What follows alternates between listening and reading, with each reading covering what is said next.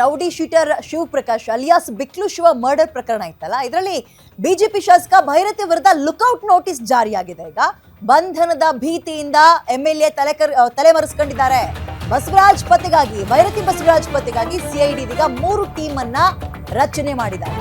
ನಿರೀಕ್ಷಣಾ ಜಾಮೀನು ರದ್ದಾಗ್ತಾ ಇದ್ದಂತೆ ಆರೋಪಿ ಕಡೆಯಿಂದ ಎಸ್ಕೇಪ್. ಜಾಮೀನು ಕೋರಿ ಜನಪ್ರತಿನಿಧಿಗಳ ಕೋರ್ಟ್ಗೂ ಕೂಡ ಅರ್ಜಿ ಸಲ್ಲಿಕೆ ಮಾಡಿದ್ರು. ಅಂದ್ರೆ ಮೊದಲಿಗೆ ಹೈಕೋರ್ಟಿಗೆ ಹೋಗಿದ್ರು, ಅಲ್ಲಿ ಯಾವಾಗ ಅದು ವಜಾ ಆಯ್ತು, ಜನಪ್ರತಿನಿಧಿಗಳ ವಿಶೇಷ ಕೋರ್ಟ್ಗೆ ಅರ್ಜಿಯನ್ನು ಸಲ್ಲಿಕೆ ಮಾಡಿದ್ರು. ಇವತ್ತು ಜಾಮೀನು ಸಿಗಬಹುದು ಅನ್ನುವ ಭರವಸೆಯಲ್ಲಿ ಇದ್ರು. ಆ ಭರವಸೆಯಲ್ಲಿ ಅಜ್ಞಾತ ಸ್ಥಳದಲ್ಲಿ ಭೈರತಿ ಬಸವರಾಜ್ ಅವರು ಸದ್ಯ ಇದ್ದು, ಶಾಸಕ ಭೈರತಿ ಬಸವರಾಜ್ ಅವರ ಪಾಲಿಗೆ ಇವತ್ತು ನಿಜಕ್ಕೂ ನಿರ್ಣಾಯಕ ದಿನ. ಏನಾಗುತ್ತೆ ಕೋರ್ಟ್ನಲ್ಲಿ ಈ ಪ್ರಕರಣ ಅಂತ. ಕೊಲೆ ಕೇಸ್ನಲ್ಲಿ 5ನೇ ಆರೋಪಿಯಾಗಿದ್ದಾರೆ ಭೈರತಿ ಬಸವರಾಜ್, ಅಂದ್ರೆ A5. ಇವತ್ತು ಅರೆಸ್ಟ್ ಆಗ್ತಾರಾ ಅನ್ನುವಂಥದ್ದು ಕುತೂಹಲ ಕಾಡ್ತಾ ಇದೆ. ಇವ್ರಿಗೋಸ್ಕರ ಮಹಾರಾಷ್ಟ್ರ ಗೋವಾದಲ್ಲೆಲ್ಲ ಸಿಐಡಿ ಟೀಮ್ ತಲಾಶ್ ನಡೆಸ್ತಾ ಇದೆ. ಸಿಐಡಿ ಒಟ್ಟು 3 ಟೀಮ್ ಅನ್ನ ಕೂಡ ರೆಡಿ ಮಾಡ್ಕೊಂಡಿದೆ. ಲುಕೌಟ್ ನೋಟಿಸ್ ಅಂದ್ರೆ ಏನಿದು ಲುಕೌಟ್ ನೋಟಿಸ್ ಅನ್ನೋ ಡೀಟೇಲ್ಸ್ ಕೊಟ್ಬಿಡ್ತೀನಿ ನಾನು. ಪೊಲೀಸರಿಗೆ ಬೇಕಾಗಿರೋ ಆರೋಪಿ ಎಲ್ಲಾದ್ರೂ ದೇಶವನ್ನ ಬಿಟ್ಟು ಬೇರೆ ಕಡೆ ಪರಾರಿ ಆಗ್ತಾರೆ ಅಂದಾಗ ಅದು ಅಲ್ಲೇ ಏರ್ಪೋರ್ಟ್ಗಳಲ್ಲಿ ಲಾಕ್ ಮಾಡೋಕೆ ಇದನ್ನ ಪ್ರಯತ್ನ ಪಡ್ತಾರೆ, ವಿದೇಶಕ್ಕೆ ಹೋಗದಂತೆ ನೋಡ್ಕೊಳ್ಳೋಕೆ ಅಂತ. ವೆರಿ ಸಿಂಪಲ್ ಆಗಿ ಹೇಳೋದಂದ್ರೆ, ತನಿಖೆಗೆ ಇವ್ರುಗಳು ಯಾವಾಗ ಸಹಕಾರ ಕೊಡಲ್ಲ ಅವಾಗ ಲುಕೌಟ್ ನೋಟಿಸ್ ಹೊರಡಿಸ್ತಾರೆ. ದೇಶ ಬಿಟ್ಟು ತಲೆಮರೆಸ್ಕೊಂಡು ವಿದೇಶಕ್ಕೆ ಹೋಗ್ತಾರೆ ಅಂತಿದ್ದಾಗ್ಲೂ ಕೂಡ ಲುಕೌಟ್ ನೋಟಿಸ್ ಅನ್ನ ಕೊಡ್ತಾರೆ. ಬಟ್ ಆಶ್ಚರ್ಯ ಏನ್ ಗೊತ್ತಾ, ಈ ರೌಡಿಗಳಿಗೆ, ಪುಡಾರಿಗಳಿಗೆ ಅಥವಾ ಬೇರೆ ಬೇರೆ ಪ್ರಕರಣಗಳಲ್ಲಿ ಜನಸಾಮಾನ್ಯರಿಗೆ ಈ ರೀತಿಯಾಗಿ ನೋಟಿಸ್ ಕೊಡೋದು ಓಕೆ. ಒಬ್ಬ ಜನಪ್ರತಿನಿಧಿಯಾಗಿ ಲಕ್ಷಾಂತರ ಜನ ಇವ್ರನ್ನ ಎಲೆಕ್ಟ್ ಮಾಡಿದ್ದಾರೆ. ಇಂಥವ್ರುಗಳು ಲುಕೌಟ್ ನೋಟಿಸ್ ಕೊಡುವ ಹಂತಕ್ಕೆ ಬರ್ತಾರೆ ಅಥವಾ ಲುಕೌಟ್ ನೋಟಿಸ್ ಅನ್ನ ಜಾರಿ ಮಾಡಿಸ್ಕೊಳ್ಳೋದಕ್ಕೆ ರೆಡಿ ಆಗ್ತಾರೆ ಅಂದಾಗ ಇದು ಸ್ವಲ್ಪ ಯೋಚನೆ ಮಾಡಬೇಕಾಗಿರುವಂತಹ ಸುದ್ದಿಯೇ. ಯಾಕಂದ್ರೆ ಹೈಕೋರ್ಟ್ ನಲ್ಲಿ ಡೆಫಿನೆಟ್ಲಿ ಜಾಮೀನು ರದ್ದಾಗ್ತಾ ಇದ್ದಂತೆ ಇವ್ರು ಬೆಳಗಾವಿ ಸೆಷನ್ ಮುಗಿಸ್ಕೊಂಡು ಬರಲೇ ಇಲ್ಲ ಬೆಂಗಳೂರು ಕಡೆಗೆ. ಈಗ ಎಲ್ಲಿದ್ದಾರೆ ಅಂತ 3 ಟೀಮ್ ಬೇರೆ ಹುಡುಕೊಂಡಿದ್ದಾರೆ. ಜನಪ್ರತಿನಿಧಿಗಳು ಈ ರೀತಿಯಾಗಿ, ಅದರಲ್ಲೂ ಪ್ರೆಸೆಂಟ್ MLA ಅವರು, ಮಾಜಿನೂ ಅಲ್ಲ, ಅಂಥವ್ರುಗಳು ಈ ರೀತಿಯ ಪ್ರಕರಣದಲ್ಲಿ ಸಿಗಾಕೊಳ್ತಾರೆ ಅಂದಾಗ ಬಹಳ ಕುತೂಹಲ ಅನ್ನಿಸ್ತಾ ಇದೆ ಏನಾಗುತ್ತೆ ಅಂತ. ಇನ್ ಕೇಸ್ ಜನಪ್ರತಿನಿಧಿಗಳ ವಿಶೇಷ ನ್ಯಾಯಾಲಯದಲ್ಲೂ ಜಾಮೀನು ಸಿಗ್ಲಿಲ್ಲ ಅಂತ ಕೇಳಿ, ವಾಟ್ ನೆಕ್ಸ್ಟ್? ಹಂಗಾದ್ರೆ ಏನ್ ಮಾಡ್ತೀರಿ ಅವಾಗ? ನಿಮ್ಮ ಕ್ಷೇತ್ರದ ಜನರಿಗೆ ಏನು ಉತ್ತರ ಕೊಡ್ತೀರಿ? ನಿಮ್ಮ ಕ್ಷೇತ್ರದ ಅಥವಾ ನಮ್ಮ ಕ್ಷೇತ್ರದ MLAಗೆ ಲುಕೌಟ್ ನೋಟಿಸ್ ಹೊರಡಿಸ್ತಾ ಇದ್ದಾರೆ ಅಂದಾಗ ಪಾಪ ಜನಕ್ಕೆ ಏನ್ ಅನಿಸ್ಬೋದು ನಿಮ್ ಬಗ್ಗೆ?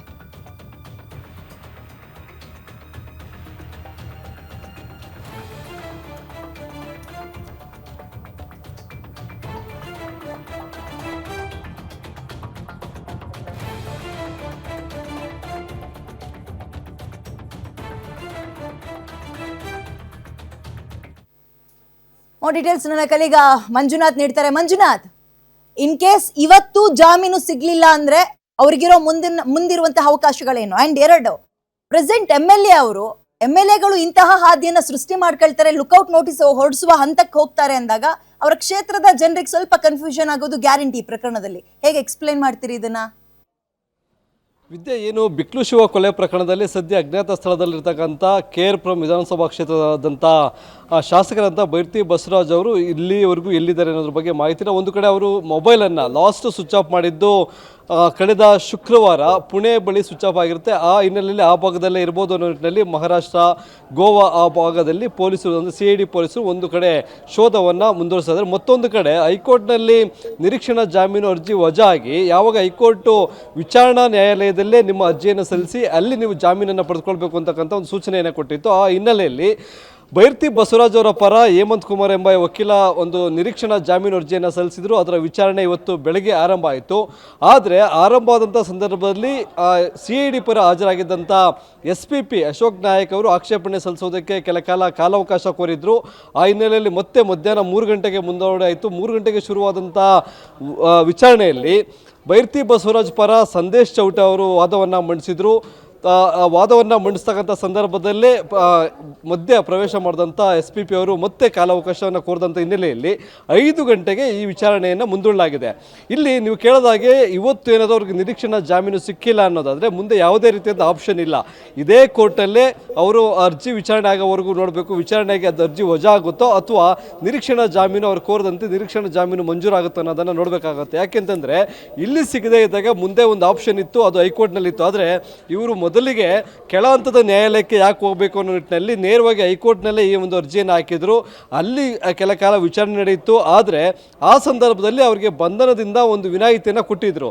ಈಗ ಆ ಬಂಧನದಿಂದ ವಿನಾಯಿತಿಯನ್ನು ಕೊಡೋದಕ್ಕೆ ಸಾಧ್ಯ ಇಲ್ಲ ಅಂತ ಒಂದು ನಿರ್ಧಾರವನ್ನು, ಒಂದು ಸೂಚನೆಯನ್ನು ಹೈಕೋರ್ಟ್ ಸಹ ಕೊಟ್ಟಿದೆ. ಇವತ್ತು ನಡೀತಕ್ಕಂಥ ವಿಚಾರಣೆಯಲ್ಲಿ ಸಂದೇಶ್ ಚೌಟ ಅವರು ಅದೇ ಕೇಳಿದ್ದಾರೆ. ಯಾಕಂತಂದರೆ CID ಅಧಿಕಾರಿಗಳು ಒಂದು ವೇಳೆ ಆಕ್ಷೇಪಣೆಯನ್ನು ಸಲ್ಲಿಸಿಲ್ಲ ಅನ್ನೋದಾದರೆ ಮುಂದಿನ ದಿನಾಂಕ ನಿಗದಿ ಆಗುತ್ತೆ. ಅಲ್ಲಿವರೆಗೂ ಬಂಧನದಿಂದ ವಿನಾಯಿತಿಯನ್ನು ಕೊಡಬೇಕು ಅಂತಕ್ಕಂಥ ಒಂದು ಮನವಿಯನ್ನು ಮಾಡಿಕೊಂಡಿದ್ದಾರೆ. ಇನ್ನೂ ವಿಚಾರಣೆ ಆರಂಭ ಆಗಿಲ್ಲ. ವಿಚಾರಣೆ ಆರಂಭ ಆದಂಥ ಬಳಿಕ ಏನೆಲ್ಲ ವಾದ ವಿವಾದಗಳು ನಡೆಯುತ್ತೆ, ನ್ಯಾಯಾಧೀಶರು ಏನು ಸೂಚನೆಯನ್ನು ಕೊಡ್ತಾರೆ, ಯಾವ ತೀರ್ಪನ್ನು ಹೊರಹಾಕ್ತಾರೆ ಅನ್ನೋದನ್ನು ಕಾದು ನೋಡಬೇಕಾಗುತ್ತೆ. ಇನ್ನೊಂದು ಕಡೆ ನೀವು ಹೇಳ್ತಾ ಇದ್ರಿ ಜನಪ್ರತಿನಿಧಿಯಾಗಿ ಈ ರೀತಿಯಾಗಿ ಲುಕ್ಔಟ್ ನೋಟಿಸನ್ನು ಜಾರಿ ಮಾಡುವಷ್ಟು ಹಂತಕ್ಕೆ ಯಾಕೆ ಹೋಗ್ತಾರೆ ಅನ್ನೋದಾದರೆ, ರಾಜಕಾರಣಿಗಳಾದವರು ತಮ್ಮ ತಪ್ಪನ್ನು ಎಲ್ಲಿ ಬಂಧನ ಆಗ್ತೇವೋ ಆ ಬಂಧನ ಆಗ್ತಕ್ಕಂಥ ಸಂದರ್ಭದಲ್ಲಿ ನಮ್ಮ ಜನರಿಗೆ ತಪ್ಪು ಸಂದೇಶಗಳು ಹೋಗುತ್ತೆ ಅನ್ನೋದ್ರಿಂದ ಈಗ ನಿರೀಕ್ಷಣಾ ಜಾಮೀನು ಸಿಕ್ಕಿದ ಬಳಿಕ ಅವರು ಪ್ರತ್ಯಕ್ಷ ಆಗುವಂಥ ಸಾಧ್ಯತೆಗಳಿದ್ದಾವೆ. ವಿದ್ಯಾ, ಥ್ಯಾಂಕ್ ಯು ಮಂಜುನಾಥ್ ಡೀಟೇಲ್ಸ್ಗೆ. ಹಾಲಿ MLA ಆಗಿ ಇದು ಶೋಭೆ ತರುವಂತಹ ಪ್ರಸಂಗ ಖಂಡಿತವಾಗ್ಲೂ ಅಲ್ಲ.